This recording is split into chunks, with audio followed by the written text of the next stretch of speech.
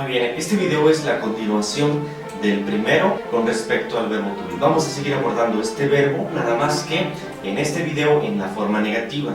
Y vamos a deducir la estructura de la forma negativa a partir de estos ejemplos. Como puedes darte cuenta, este ejemplo dice, Erica is not my friend. Erica no es mi amiga. O acá, Tomás and Oscar are not here.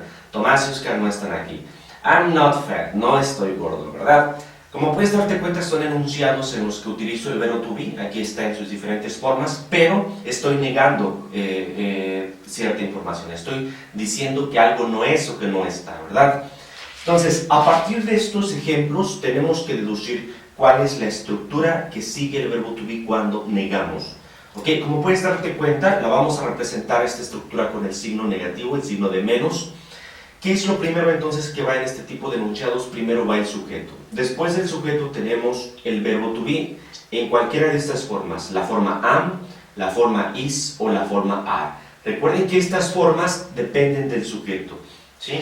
Más después sigue el not, que es la palabra que hace negativo los enunciados, y por último es el complemento, ¿sí?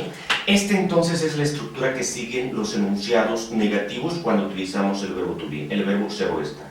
Entonces, lo único que sí tienes que poner mucha atención es en estos elementos y el orden que llevan estos elementos. Recuerda que una de estas formas tiene que coincidir con el sujeto.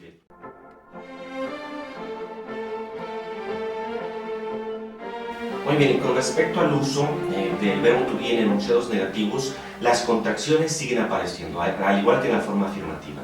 Por ejemplo, aquí, Erica, en lugar de decir is not, digo isn't my friend. Erica no es mi amiga. Acá, Erica's, junto al verbo to be con el nombre y después pongo el not. Erica's not my friend. Dicen lo mismo, pero son distintos usos que hacen los nativos cuando utilizan este tipo de enunciados. Igual pasa acá.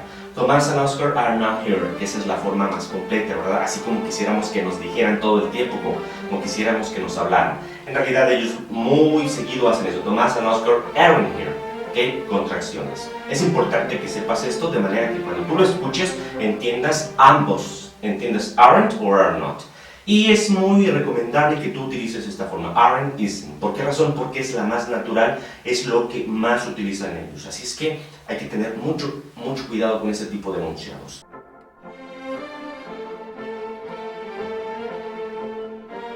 Muy bien, con estos ejemplos quiero que entiendas algunos de los errores más comunes que cometemos nosotros como latinos al utilizar el verbo to be en enunciados negativos.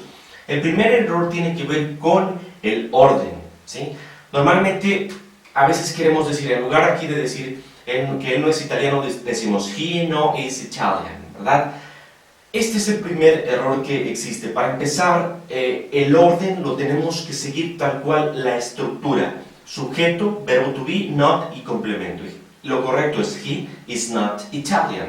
Este es el orden que debemos seguir, ¿sí? Entonces, ese es el primer error, que a veces no respetamos el orden de la estructura, ¿sí? Segundo error.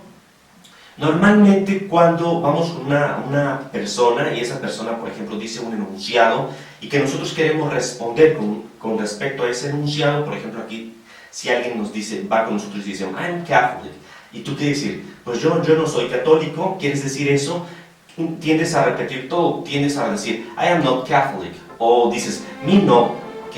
Eso es completamente erróneo. Lo que puedes hacer es única y exclusivamente utilizar el verbo to be nada más que negativo. Si él te dijo un enunciado afirmativo, pues tú, y lo que quieres decir es lo contrario a lo que él dijo, entonces nada más dices el verbo to be nada más que negación. I am not, y ya con eso dices, yo no ¿qué? Yo no soy católico. Ok, acá, si él te dice algo con un enunciado negativo, por ejemplo, I am not Catholic, tú respondes con el verbo to be afirmativo, I am. ¿Qué quiere decir? Yo sí. Acá, ¿qué quiere decir? Yo no soy católico, aquí dice yo sí. ¿Okay? Yo sí soy católico, eso es lo que dice. Entonces, no tienes por qué decir otra vez I am Catholic o me yes, ¿verdad? Porque va a estar completamente